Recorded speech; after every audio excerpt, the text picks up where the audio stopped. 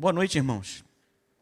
Bom estar aqui na casa onde a igreja se reúne para louvar Deus, para orar, né? Para se alegrar. O templo é uma bênção, o templo, a casa de oração é uma bênção para a igreja e é sempre bom demais, né? A gente ter, o povo de Deus ter essa oportunidade, né?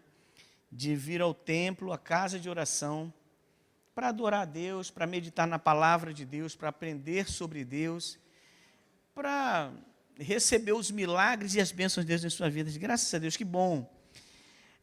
Que bom que você está aí também na sua casa, vivenciando, fazendo de sua casa o templo, né?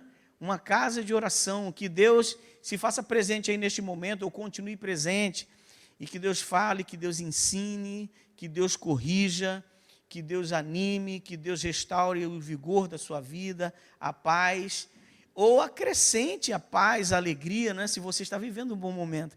Enfim, Deus é um Deus para todos os momentos. É um Deus que se faz presente na alegria, mas também se faz presente na dor. E em todo momento que Deus está presente, em todas as circunstâncias, a vida melhora, muda para melhor. Graças a Deus por isso. Irmãos, essa é a terceira mensagem que eu estou trazendo aqui num culto de quarta-feira, num culto de oração com a igreja, né? Na verdade, essa mensagem de hoje faz parte de uma sequência de coisas que eu tenho pensado. Eu espero que durante esses dias, né, que eu estou tendo aqui na igreja, eu tenha pelo menos conseguido passar as mensagens principais de cada um desses cultos, dessas mensagens, porque são questões que têm tocado, me afetado bastante, quando a gente observa que em muitos momentos, em alguns momentos, parte da igreja começa a fraquejar, começa a esfriar, ter a experiência de ter a sua fé esfriada e se afastar de Deus, né? E essas mensagens que eu tenho trazido, na verdade, elas são fruto de um sofrimento meu particular, de uma preocupação minha particular, em que a igreja atente para coisas que são fundamentais, importantes em sua vida, para que a gente retome o caminho, ao caminho da cruz, ao caminho de Deus, ao caminho a uma vida ao lado de Deus. Então, naquela primeira quarta-feira que eu falei aqui, a gente falou sobre a palavra de Deus, sobre a importância da palavra de Deus, sobre o fato de que a palavra de Deus é mesmo a palavra de Deus e que ela não muda. E que a palavra de Deus não tem que mudar em razão dos meus preceitos, das minhas vontades, das minhas concepções de amor, de justiça, de bondade ou até de maldade. Na verdade, a minha vida é que tem que ser transformada pela palavra de Deus, não o contrário, não é?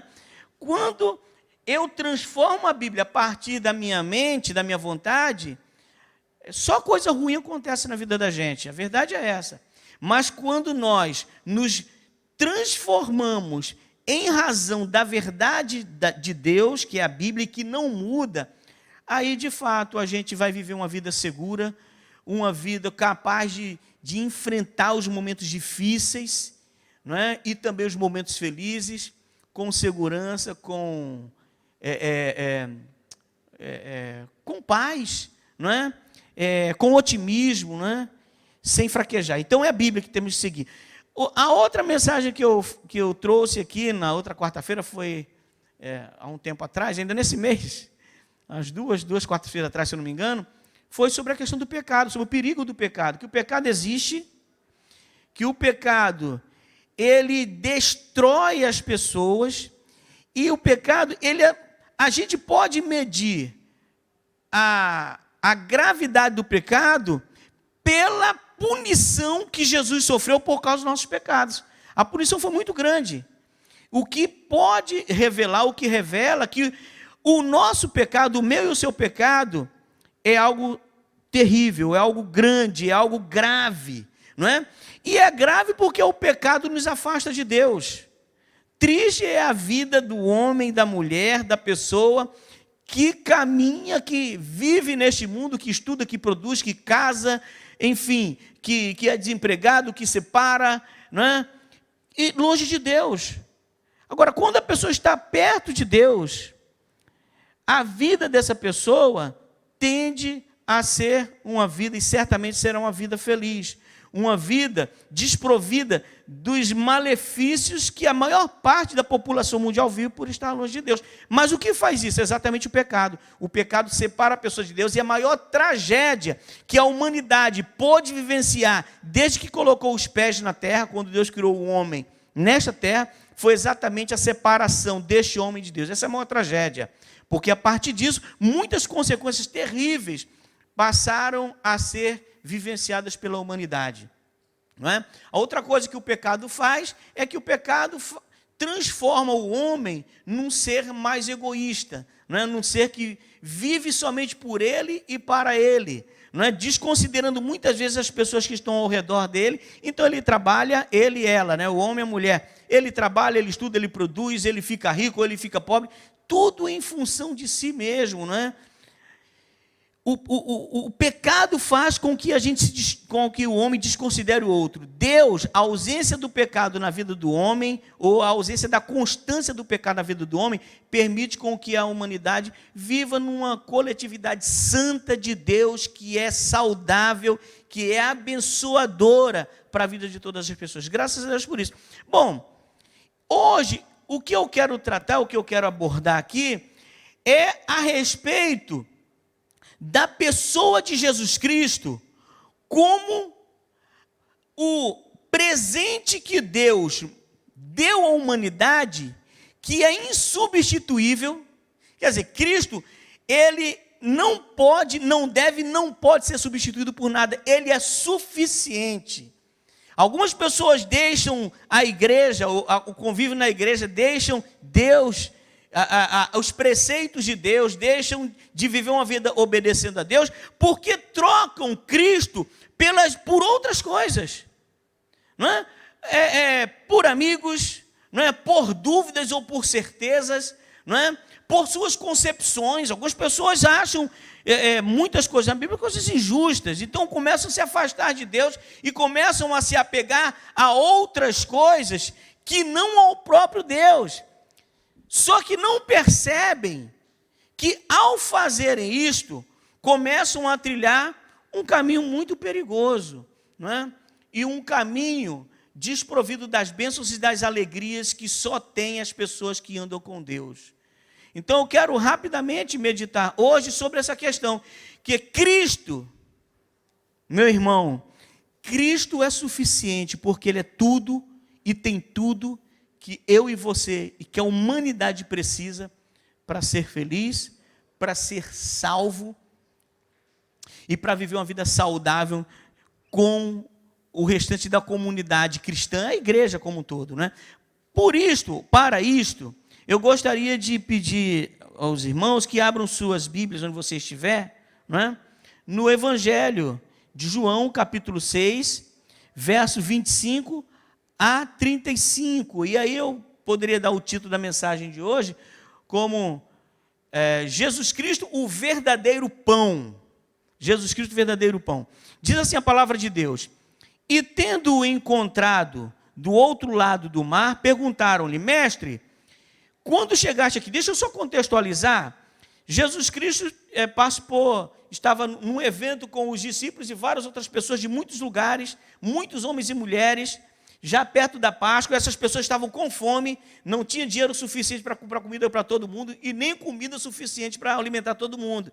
Então Jesus Cristo vai realizar a multiplicação dos pães e dos peixes, ok? A partir daí as pessoas então começaram a buscar Jesus, querer saber onde Jesus Cristo estava para ouvi-lo e também, lógico, para desfrutar de outras bênçãos, de outros milagres que Cristo certamente poderia fazer por eles. Então eles foram para o lado de Cafarnaum, Jesus não estava, pegaram o barco, foram para o outro lado, e aí é o momento quando encontraram Jesus, é o início desse versículo, desse texto, no versículo 25, e tendo-o encontrado do outro lado do mar, perguntaram-lhe: mestre, quando chegaste aqui?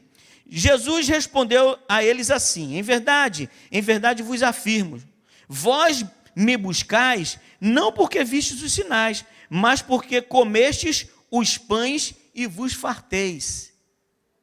Trabalhai não pelo alimento que perece, mas pela comida que permanece para a vida eterna, alimento que o Filho do Homem vos dará.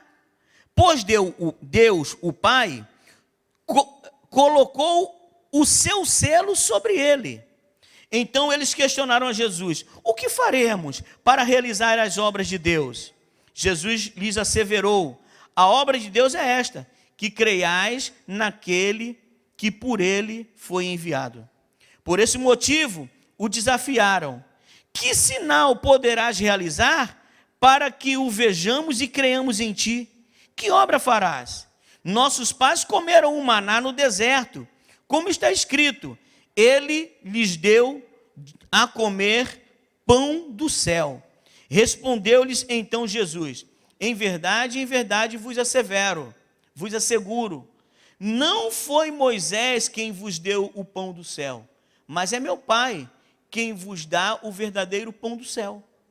Pois o pão de Deus é o que desce do céu e dá vida ao mundo. Então eles pediram a Jesus: Senhor, dá-nos sempre desse pão. Diante disso, Jesus ministrou-lhes: eu sou o pão da vida. Aquele que vem a mim jamais terá fome, e aquele que crê em mim jamais terá sede. Vamos orar. Senhor Jesus, obrigado por tudo, por este culto, pelos irmãos que estão em seus lares, participando também deste culto, por nós que estamos aqui no templo. Obrigado, Deus, porque o Senhor sempre nos ensina coisas valiosas para as nossas vidas, Deus.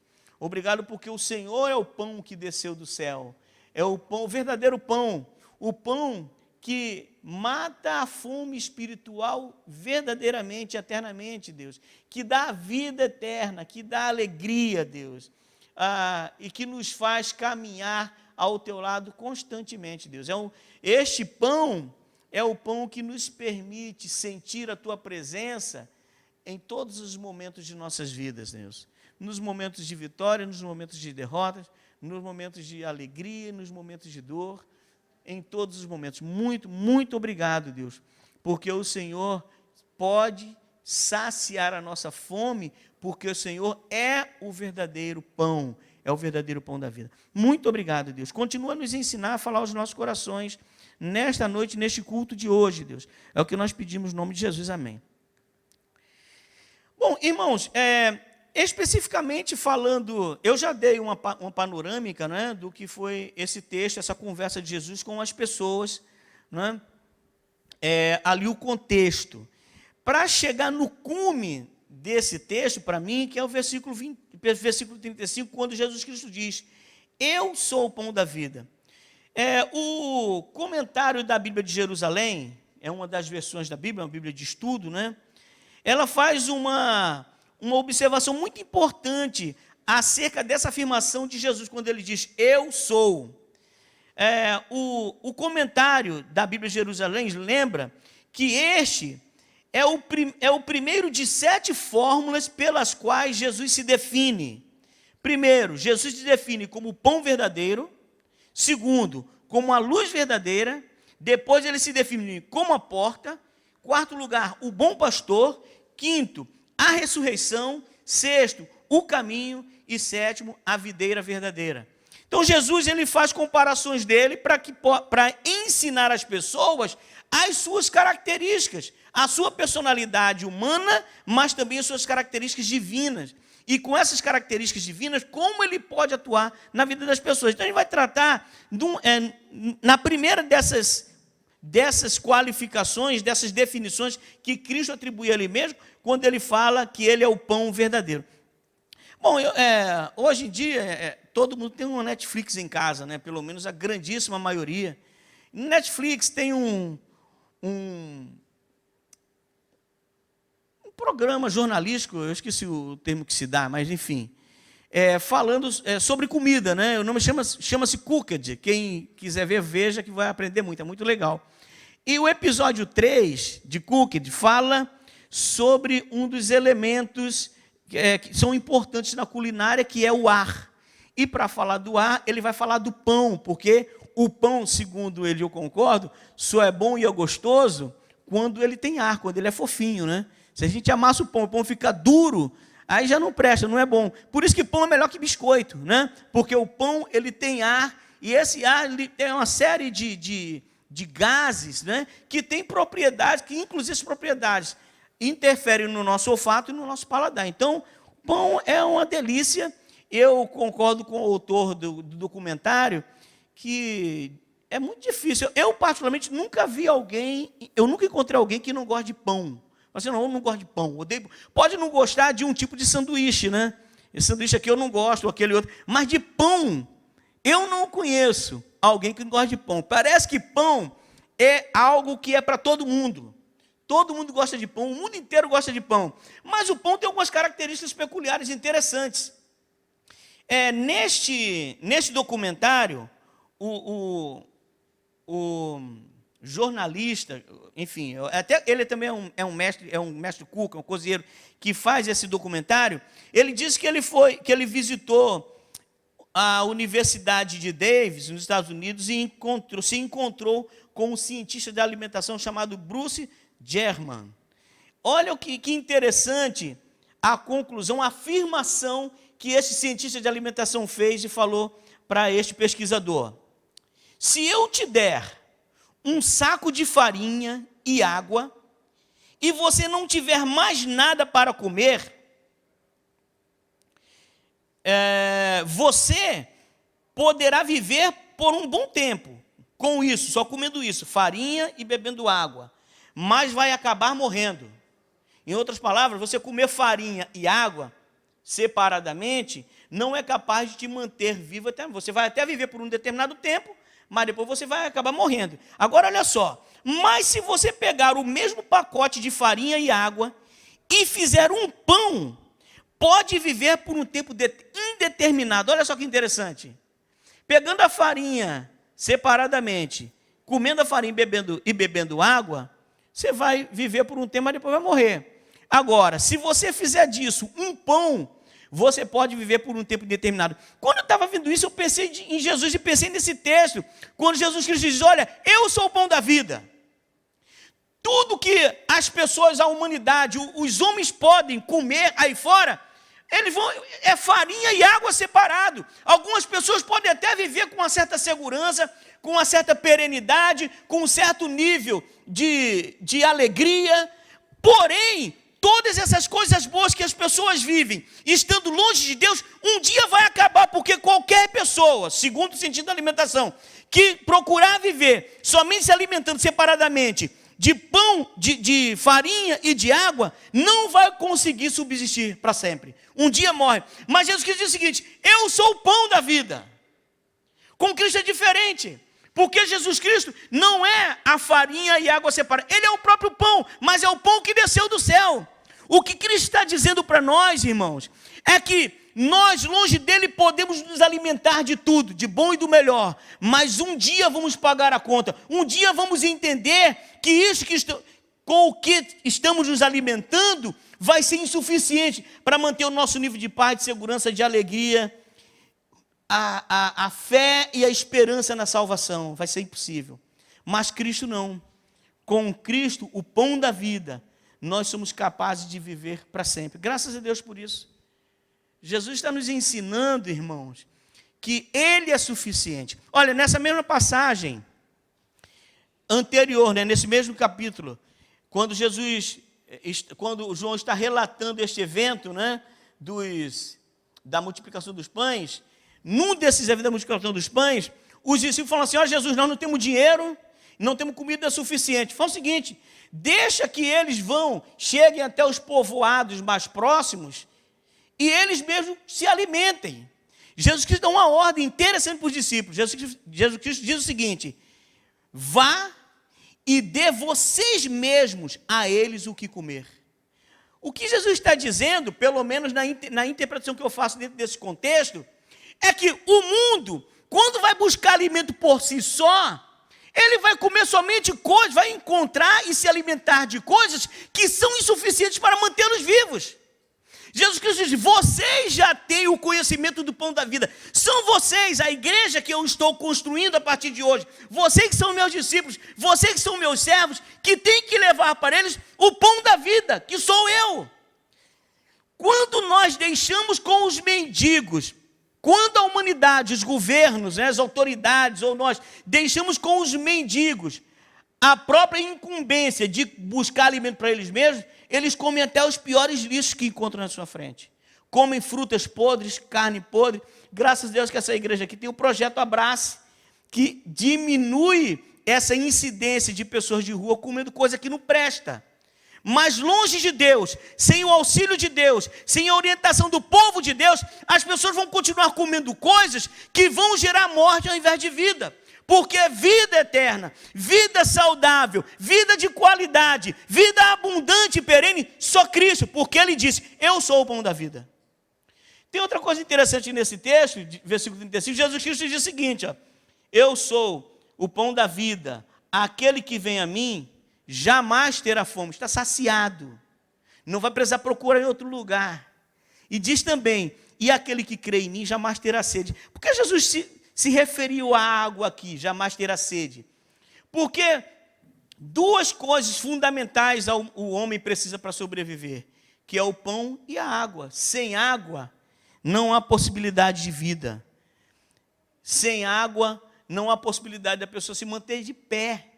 Não é? Por um pouco tempo, sem água, desprovido de água, é capaz de fazer com que a pessoa entre num estado de colapso e morra. Não é? Jesus Cristo é o pão da vida e a água viva, que é capaz e suficiente de dar vida para todas as pessoas. Irmãos, eu estou falando isso porque de uma forma muito prática, Cristo está ensinando para nós, irmãos, que Ele está à nossa disposição para nos saciarmos dele. Quer dizer, que nós temos a incumbência como pessoa crente em Cristo, pelo menos devemos ser, a incumbência de buscar sempre em Cristo o motivo da nossa vida abundante, irmãos. Não é? A gente vê durante os caminhos, os irmãos sabem que eu participo de um projeto missionário, né? Já há muito tempo, desde os meus 14 anos de idade, não é? Muito tempo, graças a Deus, tenho a oportunidade de conhecer quase o Brasil inteiro, pelo menos no interior do Brasil, os interiores do Brasil, né? E caminharam conosco, pregando nos púlpitos, nas casas, nas praças, ensinando. Muitas pessoas que hoje estão vivendo uma vida de se alimentar de entulhos de lixo porque separaram de Deus, não estão mais com Deus. Não conseguem perceber que quando estavam caminhando com Cristo, tinham suas vidas saciadas em todos os sentidos. E que agora, longe de Cristo, vivem a penúria espiritual, a tristeza espiritual, a vida de desolação e de dúvidas, porque estão longe de Deus. O apelo que Cristo faz é o seguinte, Jesus estava ensinando para aquelas pessoas que o estavam seguindo por um motivo errado. Jesus falou, olha, vocês não estão me seguindo pelos sinais espirituais que eu dei. Vocês estão me seguindo porque comeram e se saciaram. Mas vocês estão comendo e estão sendo saciados por uma comida que perece. O que Jesus quer que nós façamos, irmãos, é o apelo que eu faço para você, e este é o alvo que eu tenho para a minha vida, é de nunca, jamais me afastar de Cristo, porque Cristo é o Deus suficiente para a minha e para a vida da humanidade. Ele é o pão da vida. Quem crê nele jamais terá fome, e quem o busca jamais terá sede.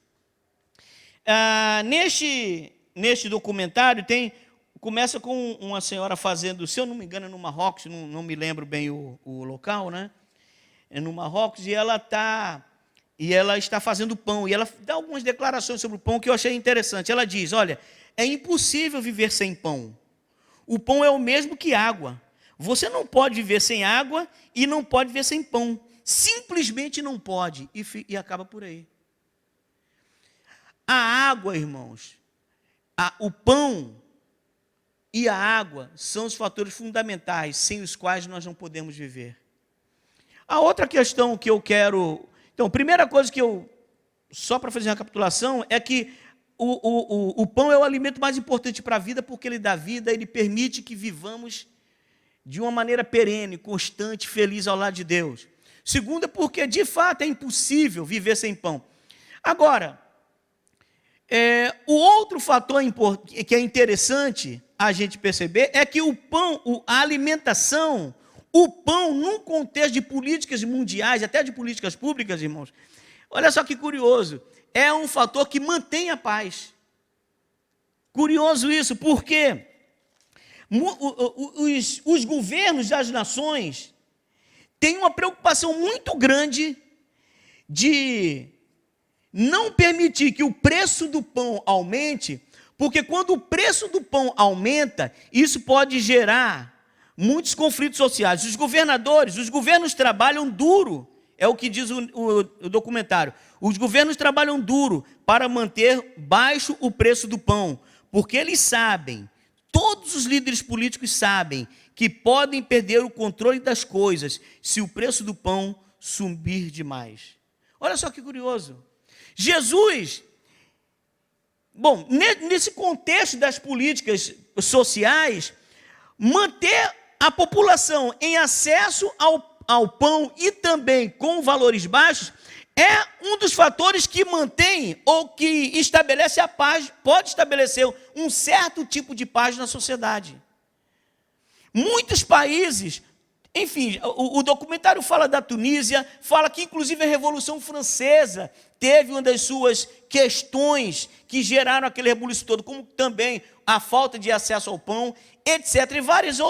E várias outras crises que alguns países já viveram por causa do pão. Em outras palavras, os governos buscam estabelecer o acesso da população ao pão, porque isso gera paz interna naquela comunidade. Eu me lembro que quando eu era bem menor do que eu sou, a minha mãe, nós assim, tínhamos uma vida em casa assim, com muitas dificuldades econômicas, né, como a grandíssima maioria do povo brasileiro, o que é triste isso, né? Deveria ser a minoria do povo brasileiro, mas a maioria do povo brasileiro vive em uma situação de penúria econômica, sem acesso a bens básicos, né? E nós tínhamos as nossas dificuldades. Se eu ficar falando aqui, vocês vão chorar, vão ficar com pena de mim, vão me levar para casa, me dar comida, me dar dinheiro. Eu nem vou falar que eu não quero explorar a benevolência dos irmãos aqui. Mas o bicho pegava. Aí minha mãe faz assim, a ideia da minha mãe, olha só que curioso.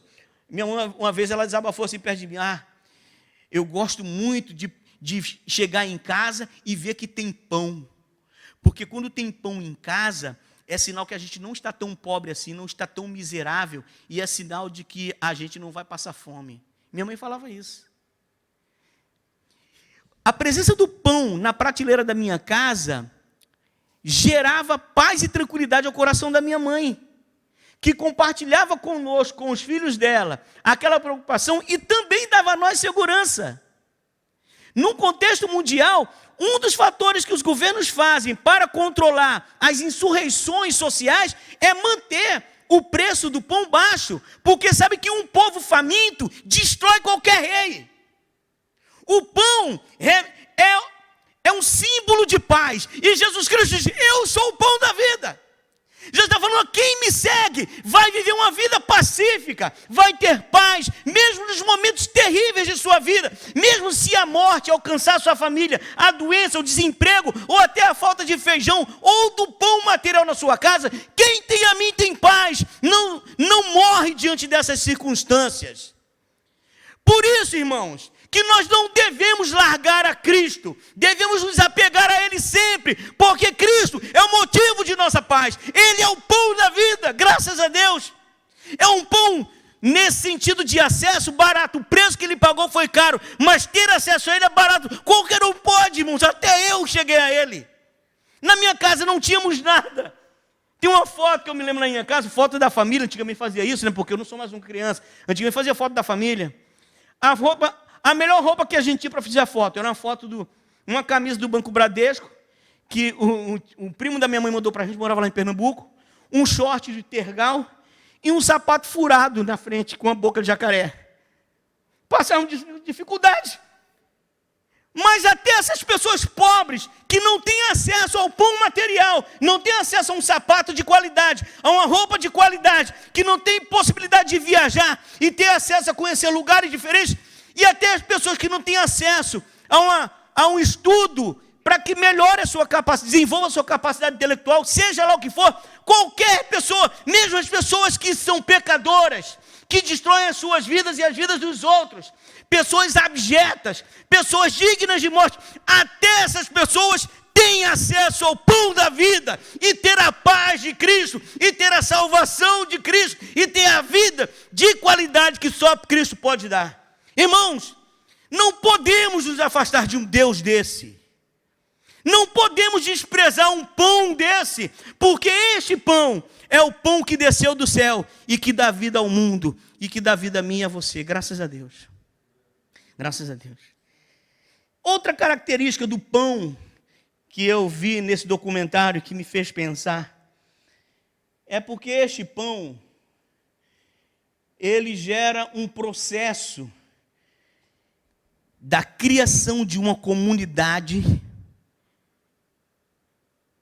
e também gera trabalho.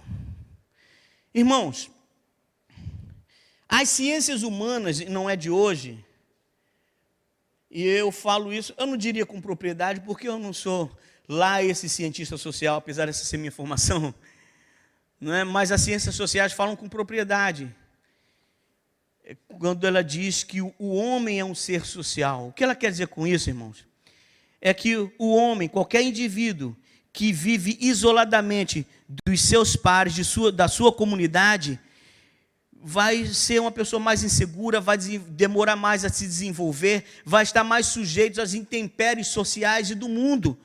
Não é? A criança, ela desenvolve mais e melhor quando ela tem envolvimento com outras crianças, na escola, na igreja, no seu bairro. O que Cristo está dizendo é o seguinte: olha, eu sou o pão da vida. Eu sou capaz de agregar pessoas e formar uma família que dê a essa pessoa um sentido de pertencimento. A gente vive num mundo onde todos somos excluídos quando não temos algo ou quando não nos encaixamos dentro dos padrões que são estabelecidos para esse mundo. Então a gente se sente acuado e a gente se sente que não pertence mais na comunidade de Cristo. Nesse banquete do pão da vida que Cristo dá, qualquer pessoa pode se chegar e dizer: olha, eu faço parte de uma família maravilhosa, que é a família de Deus. Graças a Deus. E nessa família eu cresço, nessa família eu me desenvolvo, nessa família eu me sinto forte, independentemente de quem eu sou, de onde eu vim, do que eu tenho, ou do que eu sei. A família de Deus é uma família boa, porque é uma família que agrega, que inclui as pessoas. Não é uma família que mora em templos que são circundados por muros enormes e intransponíveis, que só agregam pessoas que estão dentro de determinado padrão. Essa não é a família de Deus. O pão, ele produz, ele tem a capacidade de produzir essa coletividade no contexto do pão físico, porque para produzir o pão, vai ser necessário a pessoa que planta a semente, outro que vem colher a semente, outro que vai colocar na moenda, outro que vai fazer o pão. Quer dizer, gera um tipo de divisão de trabalho e agrega pessoas à mesa. Nada melhor do que uma mesa grande, farta e cheia de pessoas. Que coisa boa, não é? Eu costumo dizer que a melhor comida não é a comida mais sofisticada, mas é aquela comida que é consumida junto com pessoas maravilhosas, pessoas boas. E na casa de Deus também temos uma divisão de trabalho. Tem o pastor, tem o filmmaker, tem os cantores, tem os instrumentistas, tem os professores, não é? Enfim, tem toda uma gama de atividades que caracterizam essa igreja.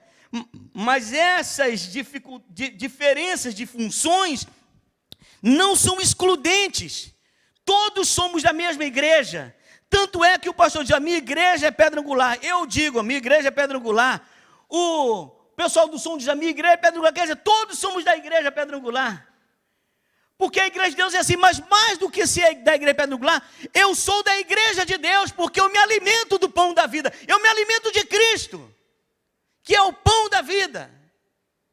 E mais, esta coletividade, este pão, fazer o pão, produz trabalho. Irmãos, produzir trabalho, eu coloquei aqui, Só para fazer uma alusão à questão de uma característica que o trabalho faz com qualquer ser humano, sabe o que é? Dá ao homem dignidade e sentimento de honra própria. Não tem nada pior do que uma pessoa no mundo de hoje, um mundo com apelo ao consumismo, tudo é caro. Está falando hoje com o pastor lá em cima, como no Brasil as coisas são caras. Eu, pela misericórdia de Deus, porque missionário e milionário são muito iguais nas coisas que vivem, né? E aí eu tive na França, não por ser milionário, mas por ser missionário. E eu tive lá, e a gente foi no mercado, lá na França, com 100 euros, você faz uma compra para o mês inteirinho. E o salário mínimo lá é de 1.400 euros. Aqui no Brasil, o salário não chega a 1.100, e a gente com 100 reais só compra 1 quilo de feijão. E ainda assim fica devendo para o dono da mercearia. Não é? A gente vive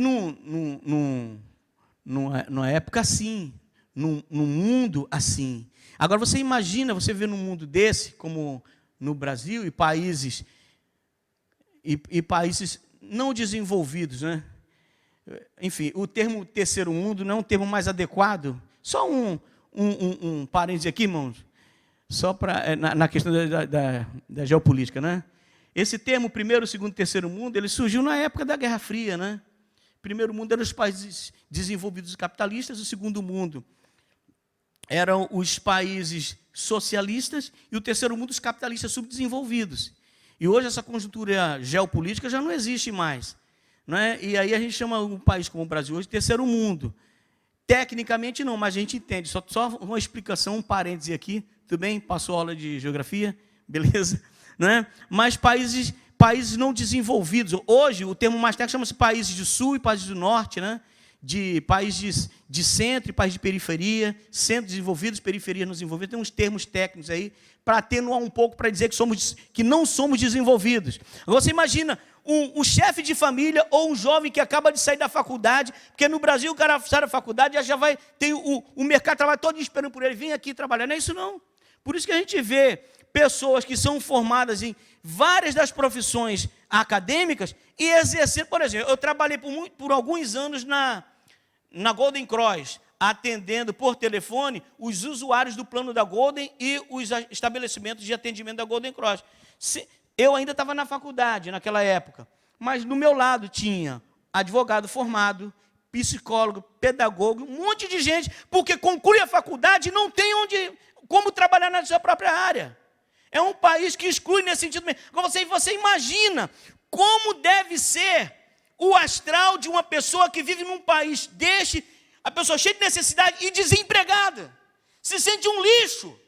Alguns nem vão para a igreja porque tem vergonha, não tem como entregar meu dízimo, porque eu não tenho salário, eu não tenho uma remuneração, eu não tenho como conversar com as pessoas que estão com roupas novas e as minhas roupas são roupas de 20 anos atrás, porque eu não tenho como. As pessoas se sentem um lixo e dignas de serem excluídas. Mas o pão de Cristo, ele nos coloca dentro de uma comunidade maravilhosa e nos dá a capacidade de trabalhar no reino de Deus. O grupo Logo de Música que diz, né? Que aqui, ó, só vim que tem trabalho aqui, é verdade. E este trabalho que nós temos no reino de Deus, ele gera dignidade, sentimento de honra, alegria na vida de qualquer pessoa. Irmãos, de qualquer pessoa. Não é de uma ou outra pessoa, de qualquer pessoa. E eu já estou quase finalizando. O pessoal do som já pode vir, a música pode vir, se aproximando. Né?